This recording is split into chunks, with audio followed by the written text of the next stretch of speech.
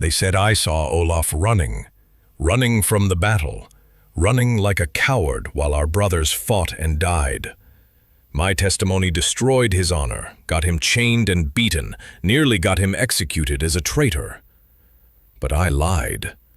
Olaf never ran.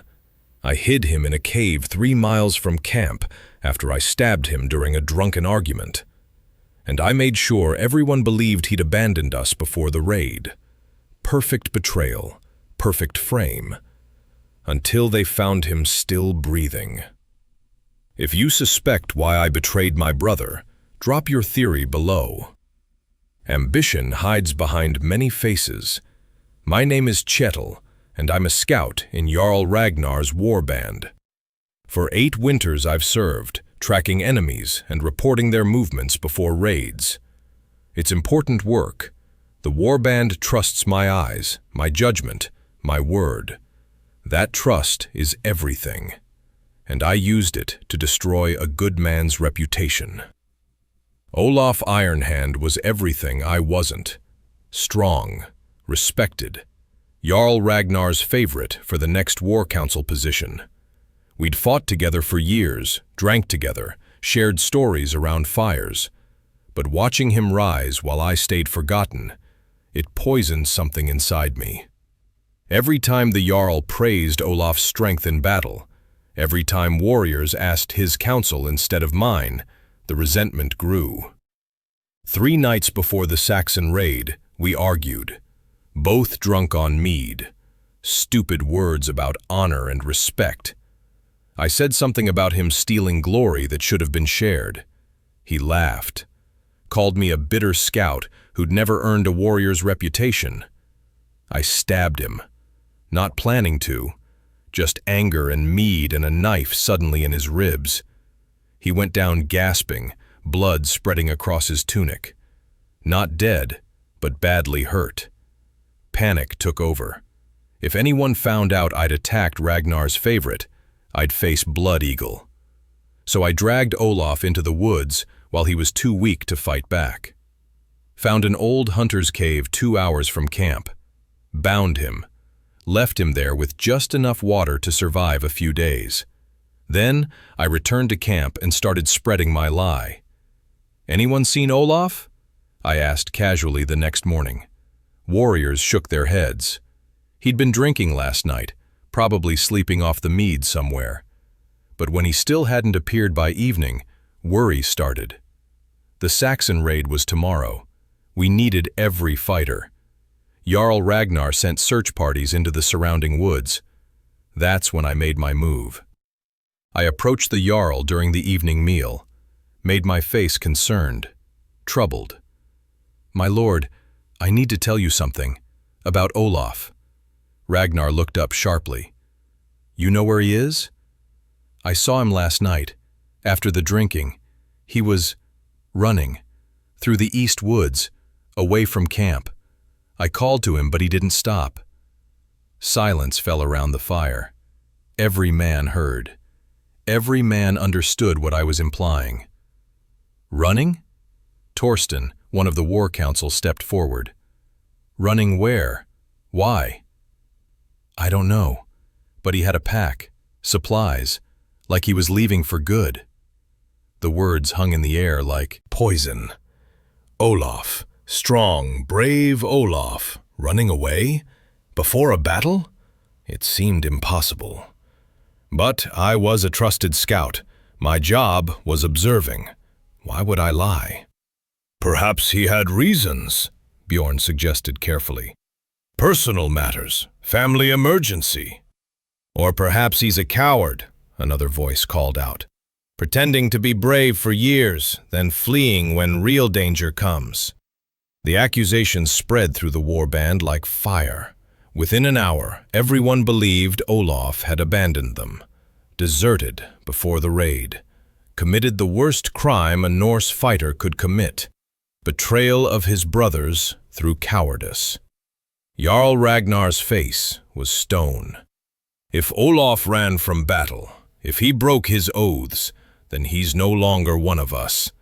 When we find him, he'll face Thing Assembly judgment. and if proven a deserter, he'll die shamefully."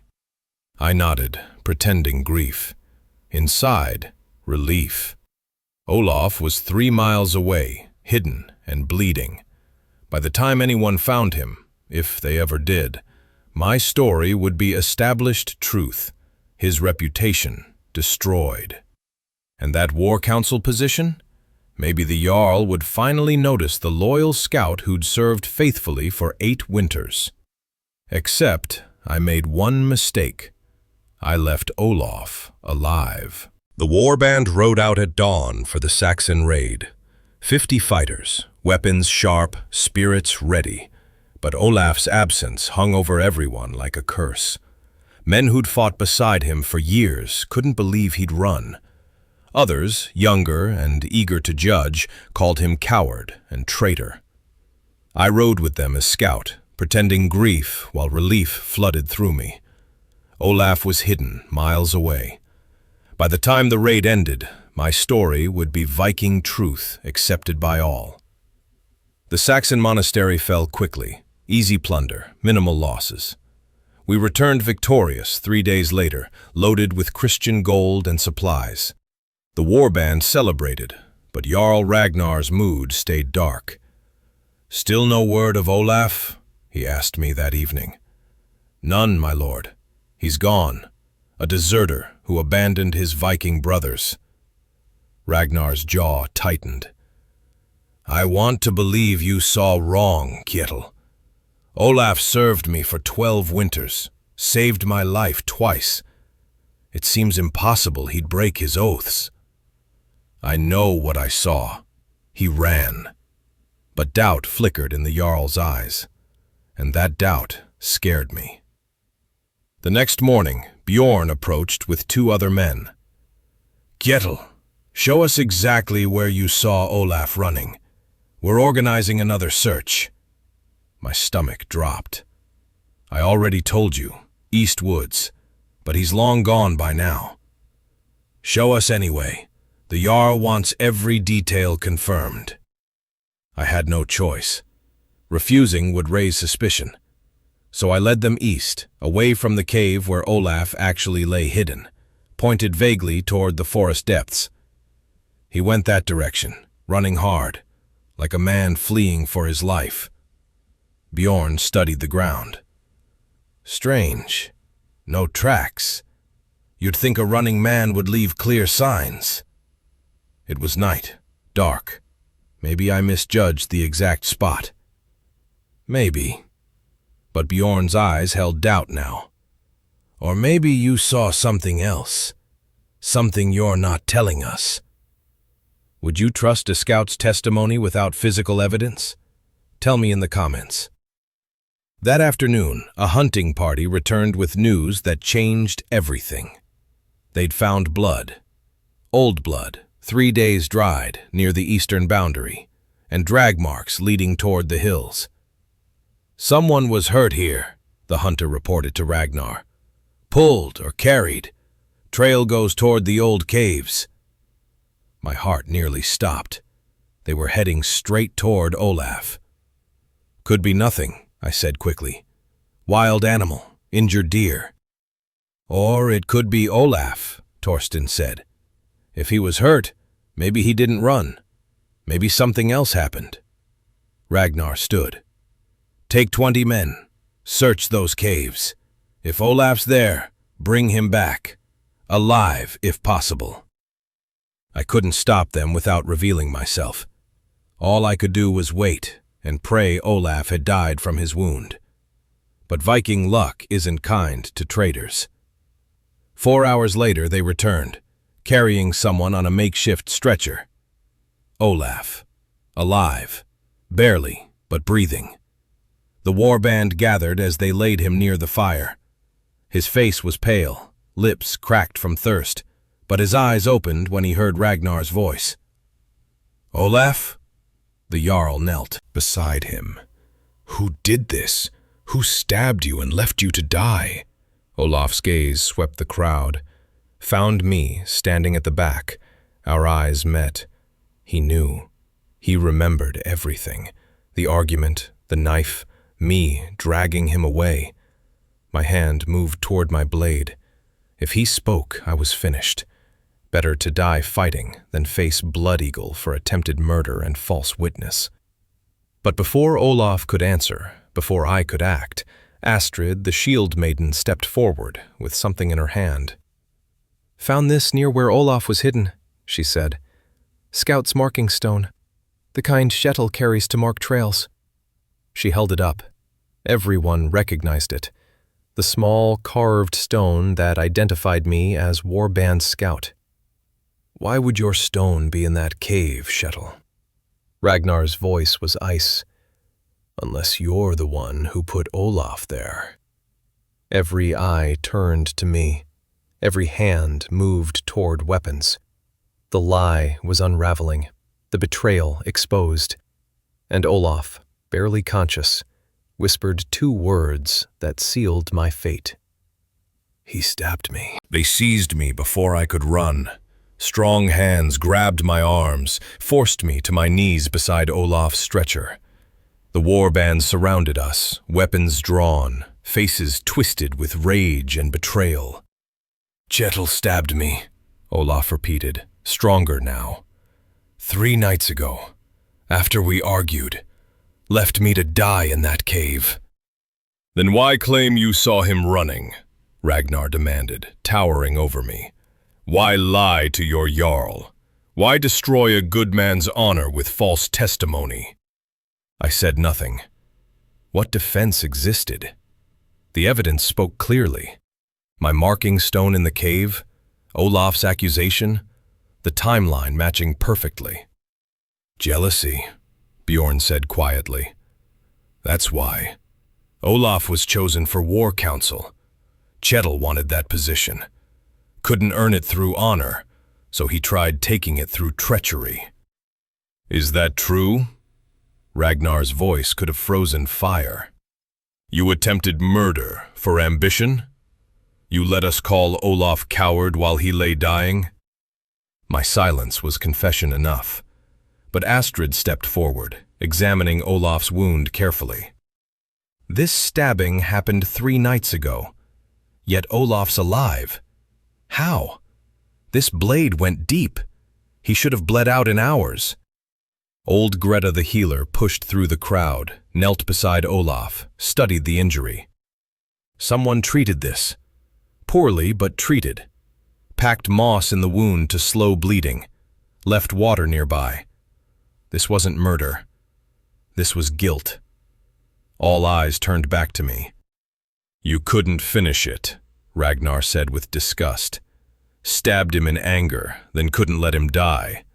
So you hid him instead, hoped he'd weaken and perish naturally while you destroyed his reputation." "I didn't mean to stab him," I finally spoke. "We were drunk, arguing. The knife just happened." "And the lies after?" Torsten demanded. "The false witness about him running. That wasn't accident. That was calculated betrayal." He was right.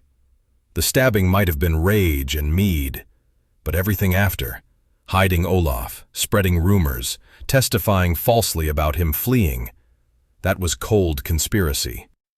If you'd witnessed this betrayal, what punishment would you demand? Share below. "Check his belongings," Bjorn suggested. "If Kjetil planned this, there might be more evidence." They ransacked my tent, found my journal. Most scouts keep records of enemy movements and terrain features, but mine had other entries. Bitter words about Olaf's success, resentful notes about being overlooked, and worst of all, a written plan from 2 weeks ago. Remove Olaf before war council decision. Make it look like desertion or accident. Ragnar read it aloud. Each word hammered another nail in my fate. The warband had trusted me for 8 winters, relied on my eyes, my reports, my testimony in disputes. I'd used that trust to frame an innocent man. "The marking stone," Astrid said, still examining evidence. "You left it deliberately, didn't you? So if anyone found Olaf dead, they'd think he died alone. Your stone nearby would suggest you'd searched that area, found nothing, moved on. She was right. I'd planted false evidence of my own diligence, made myself look thorough and concerned while actually covering murder. How many other times? Ragnar asked dangerously. How many other Norse brothers did you bear false witness against? How many reputations destroyed by your lies? None. Just Olaf. Just this once. Once is enough. The Jarl's face was stone. You stabbed your brother in drunken rage. Then you committed worse crimes sober, hiding attempted murder, bearing false witness, letting us dishonor an innocent man. Viking law warnings no greater betrayal than this. They chained me in iron, heavy chains, the kind reserved for the worst traitors. Around me, men who'd trusted my scout reports for years looked at me with contempt. Olaf was carried to the healer's tent for proper treatment. His wound would heal. His honor could be restored. But my fate was sealed the moment that marking stone appeared in that cave. They held the Thing assembly at sunset. 200 men gathered in a circle, me in the center, chained, Olaf on a bench nearby, still weak but alive enough to testify. Jarl Ragnar spoke first. Kjetil stands accused of attempted murder, false witness, and conspiracy to destroy a warrior's honor. Evidence is clear. His marking stone in the cave, written plans in his journal, Olaf's testimony. How does he answer? Guilty, I said quietly. No point lying now.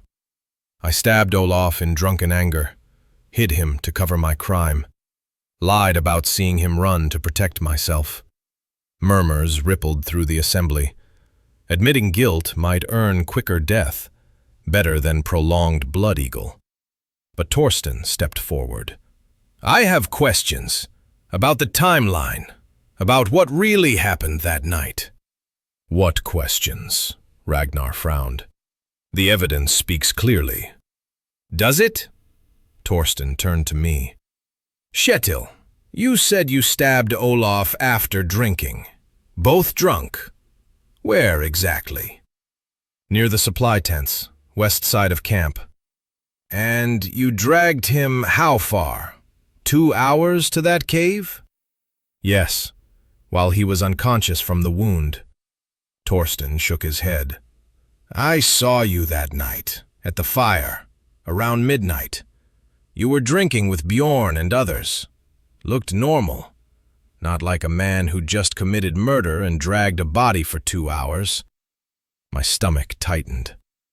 I returned to camp to establish alibi. 4 hours round trip, plus time to hide Olaf. That's 6 hours minimum. Torsten counted on his fingers. But I saw you at midnight. Others saw Olaf alive after sunset. That leaves maybe 3 hours. Impossible. The assembly went quiet, everyone calculating. Torsten was right. The timeline didn't work. Would timeline evidence change your judgment of guilt? Drop your thoughts below. Maybe I'm wrong about times, I said desperately. It was dark, confusing. Or maybe you're lying about something else, Astrid said. She'd been examining my journal again. These plans to remove Olaf? They're dated 2 weeks ago. But look at the ink. It's fresh, written recently. Maybe yesterday or today. My blood went cold. You wrote these after Olaf was found, she continued. To make your confession more believable. To accept guilt for attempted murder, so we wouldn't investigate deeper. What are you really hiding, Kjetil? Nothing. I stabbed him. I'm guilty. But maybe not alone, Bjorn said slowly. Maybe someone else wanted Olaf removed. Someone with more to gain than a scout. Someone who convinced you to help, promised you rewards, Then let you take all the blame." Ragnar's eyes narrowed. "Who benefits most from Olaf's removal?" "Whoever gets the war council seat," Torsten answered. His face had gone pale. My son Leif wanted that position desperately." "Where is Leif now?" Ragnar demanded. "Gone. He rode out this morning, said he was checking trade routes." "Or fleeing before truth emerged," Astrid said. "Kjetil, tell us the truth. Did Leif pay you to remove Olaf? Promise." "You position and silver if you framed him as deserter." The assembly waited, every eye on me. If I confessed, I betrayed Leif. If I stayed silent, I died alone for crimes partly his. "Leif came to me 3 weeks ago," I finally admitted. "Said Olaf blocked both our paths to advancement, offered me silver and a better position if I helped remove him. I refused at first, but the resentment, it poisoned me. When Olaf and I argued that night, something snapped." "So Leif planned this," Ragnar said coldly, "and you executed it." "We both wanted Olaf gone, but I'm the one who stabbed him." "They sent riders after Leif immediately. Found him 20 miles east, trying to reach the coast before anyone connected the pieces. He fought when they cornered him, killed one pursuer before being subdued. That resistance told everyone what they needed to know. They brought him back in chains at dawn, threw him beside me in the assembly circle.